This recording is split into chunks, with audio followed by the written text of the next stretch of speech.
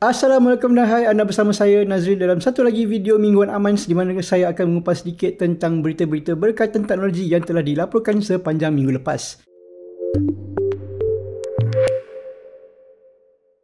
Pihak Jabatan Pendaftaran Negara telah mengesahkan bahawa kita akan mendapat satu IC baru pada tahun 2026, specifically pada tahun Jun 2026. Ia akan hadir dengan ciri-ciri penyulitan yang membuatkannya lebih sukar lagi untuk dipalsukan. Tak silap saya, beberapa lagi penyulitan pada fungsi chip dan penambahan ciri-ciri yang akan membuatkannya berfungsi dengan lebih baik lagi apabila ia digunakan. Buat masa ini, pihak kerajaan juga mengatakan bahawa IC yang sedia ada, yang MyCard yang kita ada sedia ada ini masih lagi boleh digunakan. Secara teknikalnya tidak perlu membaharui jika tak nak, tapi jika mereka mahukan fungsi-fungsi yang lebih moden, keselamatan yang lebih terjaga, mungkin ia adalah sesuatu yang boleh korang consider lah. Beralih pula kepada berita kedua, di mana pada minggu lepas kita telah memetik laporan daripada The Malay Mail yang mengatakan bahawa bermula awal tahun hadapan, penghujung tahun ni, awal tahun hadapan, di mana mereka yang tidak membayar saman JPJ dikatakan akan tidak boleh menggunakan manfaat subsidi Budi 95 untuk mengisi minyak dengan kadar harga yang lebih murah. Menteri Pengangkutan Anthony Loke telah mengatakan bahawa ini adalah sesuatu yang tidak betul. Secara teknikalnya, jika anda mempunyai lesen yang sah, anda masih akan boleh memanfaatkan subsidi Budi 95 itu, kerana ia adalah menggunakan sistem yang berbeza untuk melihat saman dan juga pengendalian Budi 95 adalah dua sistem yang berbeza, separate systems.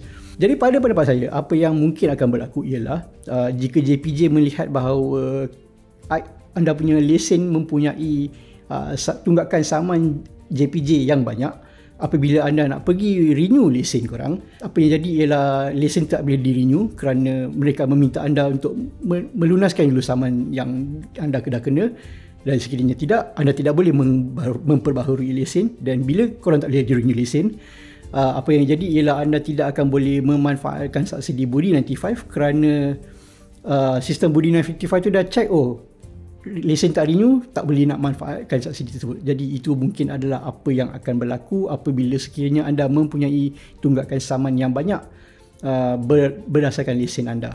Jadi satu lagi berita menarik yang dilaporkan pada minggu lepas ialah Tengku Mahkota Johor telah memperkenalkan satu kriptowan tempatan baru yang dinamakan RMJDT bersama-sama dengan syarikatnya Bullish Aim Sendirian Berhad, dan ini juga adalah menggunakan blockchain daripada syarikat Zetrix AI yang sebelum ini dikenali sebagai MyEG. RMJDT adalah sebuah stablecoin yang dipautkan kepada nilai mata wang ringgit, iaitu ditambahkan kepada nilai RM1 Malaysia setiap satunya. Jadi paling at the lowest amount of whatever it is you're paying for this coin, paling rendahnya value ialah RM1. Jadi menurut kenyataan akhbar yang dikeluarkan oleh Zetrix AI, mereka mengatakan bahawa RMJDT ini boleh digunakan untuk membayar pembelian dan juga penjualan barang-barangan dari dalam dan juga luar negara.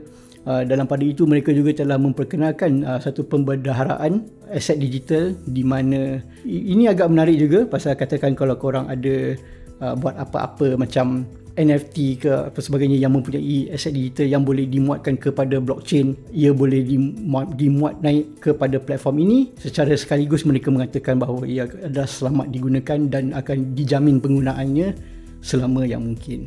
Beralih pula kepada berita berkenaan dengan AI menarik pada minggu lepas ialah OpenAI mengatakan ChatGPT mempunyai sekitar 900 juta pengguna setiap minggu. Agak menarik pasal ini adalah secara ringkasnya, ia adalah kira-kira tiap-tiap minggu hampir 1/7, 1/8 daripada populasi dunia menggunakan teknologi ChatGPT setiap minggu. Ini adalah dibandingkan dengan Google yang mengatakan bahawa Gemini pula mempunyai kira-kira 650 juta pengguna bulanan. Memang kita dapat lihatkan bahawa semakin majunya teknologi AI ataupun Gen AI yang dibangunkan, yang digunakan sekarang, semakin ramai pengguna yang sudah pun beralih ke penggunaannya, dan ia tidak mengejutkan jika kita lihat bahawa semakin banyak syarikat-syarikat yang sebelum ini mungkin on the fence ataupun tidak begitu gemar untuk menggunakan Gen AI ataupun kecerdasan buatan secara umumnya sudah pun beralih pandangan mengatakan bahawa maybe this is a good idea untuk kita gunakan, manfaatkan dalam day-to-day operations dan juga sebagainya. Berkaitan dengan AI pula sekali lagi, kita dapat lihat bahawa 2 minggu lepas bahawa Micron telah mengumumkan bahawa mereka akan menutup bahagian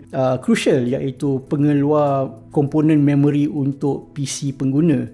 Ini adalah kerana mereka mahu memfokuskan kepada pembangunan chip komponen untuk mesin superkomputer, komputer untuk AI dan sebagainya.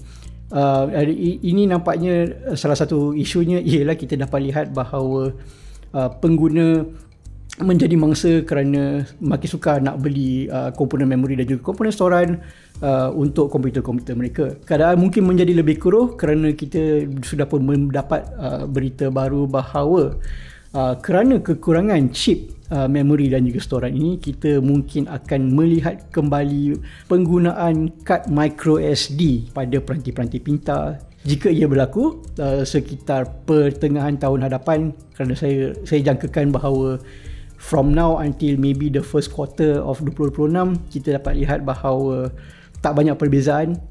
If anything, dia punya shortage mungkin akan berlaku kira-kira suku kedua pada tahun hadapan.